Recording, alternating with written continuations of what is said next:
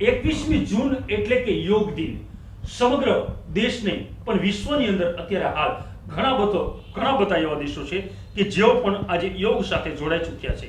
ત્યારે 21મી જૂન વિશ્વ યોગ દિન નિમિત્તે ઉજવાતા આ દિવસને લઈ અને બોટાદ કલેક્ટર દ્વારા કરવામાં આવેલ તડામાર તૈયારીના ભાગરૂપે એક પત્રકાર પરિષદ યોજવામાં આવી હતી, જેમાં 21મી જૂનના દિવસે બોટાદ જિલ્લાની અંદર 391 જેટલા કેન્દ્રો કે જ્યાં 1.25 લાખ જેટલા લોકો યોગની અંદર આ કાર્યક્રમની અંદર જોડાશે। જ્યાં બોટાદ શહેરનો મુખ્ય ગણાતો એટલે કે હાઈસ્કૂલ ખાતે યોગ દિનનો કાર્યક્રમ યોજવામાં આવશે, જેમાં આશરે 10 થી 15,000 લોકો આ હાઈસ્કૂલ ખાતેના આ કાર્યક્રમની અંદર જોડાશે। જેમાં કેબિનેટ મંત્રી આત્મારામભાઈ પરમાર પણ ખાસ આ કાર્યક્રમની અંદર જોડાશે। જ્યાં દિવ્યાંગોની જો વાત કરવામાં આવે તો દિવ્યાંગો માટે પણ યોગને લઈ અને ખાસ વ્યવસ્થા કરવામાં આવેલી છે। ત્યારે કલેક્ટર દ્વારા વધુને વધુ પ્રચાર અને પ્રસાર થાય અને લોકો 21મી જૂન એટલે કે વિશ્વ યોગ દિન નિમિત્તે વધુને વધુ યોગ દિનમાં ભાગ લે તે પ્રમાણે એક વાત સાથે આજે યોગ દિનની આ ખાસ યોગ દિનને લઈ એક ખાસ પત્રકાર પરિષદ યોજવામાં આવેલી, જેમાં વિસ્તારથી કલેક્ટર દ્વારા યોજવામાં આવેલ આ 21મી જૂનના દિવસની વાત કરવામાં આવેલ।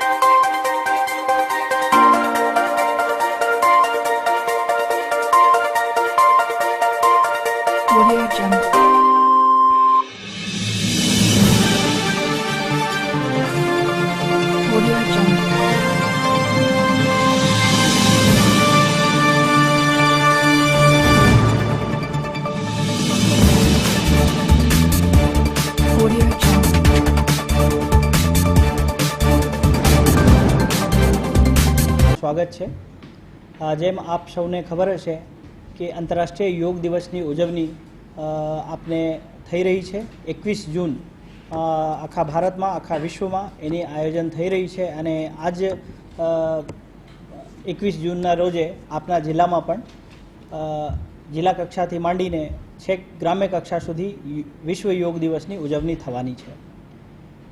આ વિશ્વ યોગ દિવસની ઉજવણી સંદર્ભે જિલ્લા કક્ષાના આયોજન અને વિષયના રૂપરેખા અને કઈ રીતે એના વધારેમાં વધારે પ્રચાર પ્રસાર થાય એટલા માટે આપ સૌને અહીંયા આમંત્રણ આપવામાં આવેલ છે। આપના ભારતીય સંસ્કૃતિ અને જે આપની જે જીવનશૈલી છે એના એક ભાગરૂપમાં આપના યોગની એક જૂની પદ્ધતિ છે, જેને આખા વિશ્વમાં લોકોએ અંગીકાર કરી છે અને એને વિશ્વભરમાં એને લોકપ્રિયતા મળી છે। યુનાઇટેડ નેશન દ્વારા પણ એને સ્વીકારવામાં આવેલ અને વિશ્વ યોગ દિવસ તરીકે 21 જૂનના રોજ આખા વિશ્વમાં આંતરરાષ્ટ્રીય વિશ્વ યોગ દિવસ તરીકે એની ઉજવણી યુએનમાંથી કરવામાં આવેલ છે। આપને આપની સંસ્કૃતિને જાળવી રાખવાની અને સાથે સાથે માનસિક અને શારીરિક બંને વિકાસ કઈ રીતે થાય એટલા માટે યોગની જે પદ્ધતિ છે આપની જ પદ્ધતિ છે, જેને આખા વિશ્વ સ્વીકારી છે, પણ આપણા જ જે જનરેશન છે આજના જનરેશનમાં એની લોકપ્રિયતા આમ તો ધીમે ધીમે વધી રહી છે, પણ તેમ છતાં ઘણી બધી વસ્તુઓ છે આ વિષયમાં અત્યારે પણ વધારે જાગૃતતા આપવાની જરૂર છે। એની પોપ્યુલારિટી બિલકુલ ગામ સુધી અને દરેક યુવાનો સુધી અને નવી જનરેશનમાં ભારતીય સંસ્કૃતિના એક અમૂલ્ય જે વરદાન છે એને કઈ રીતે પ્રસાર થાય યુવાનો વચ્ચે, એના માટે આ યોગ દિવસની એક આયોજન થઈ રહી છે। આમ તો એક દિવસમાં આયોજન જે છે એના માટે એક દિવસમાં 45 મિનિટ્સના એક આયુષ જે ડિપાર્ટમેન્ટ છે એના એક સ્ટાન્ડર્ડ પ્રોટોકોલ નક્કી કરવામાં આવેલ છે. આ પ્રોટોકોલ મુજબ યોગના અભ્યાસ એક જ પ્રોટોકોલ મુજબ આખા દેશમાં થવાનું છે. એમાં અમુક બજાવી રહી છે. એના સાથે સાથે માઇક્રો લેવલ ઉપર એટલે કે ગ્રામ્ય કક્ષા લેવલ ઉપર દરેક શાળામાં જે આયોજન થવાનું છે એના માટે કે દરેક શાળાના શિક્ષકોને પણ એના માટે સીડી અને એની તાલીમ આપવામાં આવી છે. અને આપને સ્ટાન્ડર્ડ પ્રોટોકોલ માટે જે સીડી અને જે સાહિત્ય છે આ છેક ગ્રામ્ય કક્ષા સુધી પહોંચાડવામાં આવી છે. હવે જિલ્લામાં જે આપની જે વાત કરીએ તો જિલ્લા મથકે મુખ્ય કાર્યક્રમ સરકારી હાઈસ્કૂલમાં થવાનું છે.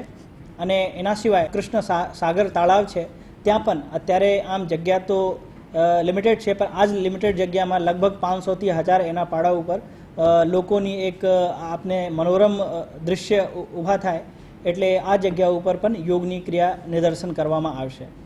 સાથે સાથે છેલ્લી 7 તારીખથી જ જુદી જુદી સ્વયંસેવી સંસ્થાઓ અથવા સરકારી અધિકારી કર્મચારીઓ અને પબ્લિકમાં પણ સ્ટુડન્ટ્સ આ બધાને લઈને 7 તારીખથી જે યોગના અભ્યાસની એક પૂર્વ તાલીમ આપવામાં આવી રહી છે. 7 કેન્દ્રો પર એવા કાર્યક્રમ થઈ રહ્યા છે.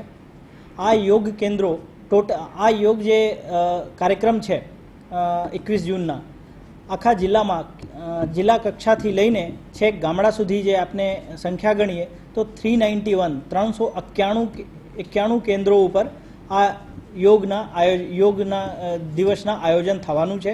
જેમાં આપને સંભવિત જે સંખ્યા છે 1.25 લાખ જેટલા લોકોને ભાગ લેવાની સંભાવના છે. જે આપણી પ્રાથમિક જે આપણા આયોજન છે એટલા માટે છે. જિલ્લા કક્ષાના જે મુખ્ય કાર્યક્રમ છે આ આપને બોટાદ ખાતે થવાનું છે. એમાં આપને મોટી સંખ્યામાં લોકો આવે એટલા માટે ખૂબ પ્રચાર પ્રસાર પણ કરવામાં આવી રહી છે. એના માટે આપને જુદી જુદી સ્વયંસેવી સંસ્થાઓ ફોર એક્ઝામ્પલ એમાં નીલકંઠ યોગ છે, પતંજલિ યોગ છે, સાથે સાથે બ્રહ્મકુમારીઝ છે. આ બધી સંસ્થાઓ અને બીજી સ્વયંસેવી સંસ્થાઓ જોડે પણ આપની એક પ્રાથમિક મીટિંગ પણ કરવામાં આવી છે અને એના જોડે સંકલન પણ આપને કરી છે. એના સાથે સાથે આપને બાર એસોસિએશન, વ્યાપારી એસોસિએશન, ઇન્ડિયન મેડિકલ એસોસિએશન આ બધા જે સંસ્થાઓ છે એના જે મિત્રો છે એના જોડે પણ આપણે સંકલન કરીને કઈ રીતે આ જે યોગ છે આ ફક્ત સરકારી કાર્યક્રમ ન રહે અને એક જનજાગૃતિ જે છે એક જનજાગૃતિના રૂપમાં આ વિકસિત થાય અને એના માટે વધારેમાં વધારે લોકોની આપને જોડવામાં આવે. એટલે આપ મીડિયા મિત્રોને પણ એક ખાસ મારે અપેક્ષા, વિનંતી, આગ્રહ જે કહો કે છે કે આપે પણ આપ લોકો કવરેજમાં તો રહેશો જ, પણ સાથે સાથે આપના મિત્રો, આપના પરિવારજનો, આપણ વૃદ્ધથી લઈને બાળકો સુધી દરેક લોકો એમાં ભાગ લે અને આપના ફેમિલી પણ એમાં ભાગ લે એવી મારી અપેક્ષા અને વિનંતી છે. સાથે સાથે આ કાર્યક્રમમાં આપણે ઘણી બધી સરકારી કર્મચારીઓ, સ્ટુડન્ટ્સ, પબ્લિક દરેક લોકો ભાગ લેવાનું છે. સાથે સાથે આપણે એક દિવ્યાંગ લોકો માટે પણ એમાં આપણે એને સમાવેશ કરવા માટે પણ આપણા આયોજન છે. દિવ્યાંગ લોકો પણ આપની યોગ ક્રિયામાં ભાગ લે એના માટે પણ આપણે આયોજન કરવામાં આવેલું છે. અત્યારે અપેક્ષા છે આપના મારફત અને પ્રિન્ટ અને ઇલેક્ટ્રોનિક મીડિયાના મારફત કે વધારેમાં વધારે આ વિષયમાં પ્રચાર પ્રસાર થાય જેથી કે મોટી સંખ્યામાં લોકો તે દિવસ કાર્યક્રમમાં જોડાય અને એનાથી પ્રેરિત થઈને આ ભારતીય સંસ્કૃતિને જે અમૂલ્ય વરદાન છે એના પોતાના જીવનમાં, જીવનશૈલીમાં આત્મસાત કરે જેથી કે એક સ્વસ્થ મન અને સ્વસ્થ શરીરની જે આપની જે દરેકની જે મનોકામના હોય છે આ પૂર્ણ થઈ શકે. એના માટે આ જે દિવસ છે એક પ્રતિકાત્મક ઉજવણી છે, પણ એના જીવનશૈલીમાં, દિનચર્યામાં લોકો સમાવેશ કરે આ લાંબા સમય સુધી અને પરમાનન્ટ રૂપથી એવી આ યોગ દિવસની ઉજવણીની એક અપેક્ષા છે. એના માટે આપણે સરકારી તંત્ર જે મુખ્ય કાર્યક્રમ છે અને તાલુકા લેવલ અને નગરપાલિકા લેવલ પર જે કાર્યક્રમ થવાનું છે એના માટે ઘણી બધી સમિતિઓની પણ રચના કરવામાં આવી છે. બેઠક વ્યવસ્થાથી લઈને ટ્રાફિક, પીવાનું પાણી, સ્વાસ્થ્ય એટલે કે ઇમરજન્સી સર્વિસીસ દરેક વ્યવસ્થા આપને એના માટે જવાબદાર અધિકારીઓને પણ નિમણૂક કરવામાં આવી છે. તો આપની અપેક્ષા છે કે આપ લોકોના સહયોગથી બોટાદ જિલ્લા અને નગરના દરેક મિત્રોના સહયોગથી આ જે કાર્યક્રમ ખૂબ સફળ થશે અને આપે ખૂબ પ્રચાર પ્રસાર અને એને કવરેજ આપશો જેથી કે વધારેમાં વધારે લોકો ભાગ લે અને જિલ્લામાં જે તે સ્થળ જે લોકો રહેતા હોય શહેરી જનતા સિવાય ગ્રામ્ય કક્ષામાં પણ ત્યાંના નજીક જે કેન્દ્રો છે ત્યાં આ યોગમાં ભાગ લે અને આજે એક સફળ ઉજવણી કરે અને ભવિષ્યમાં પણ પોતાના જીવનશૈલી અને દિનચર્યામાં એને અંગીકાર કરે, આ જ અપેક્ષા છે. Thank you.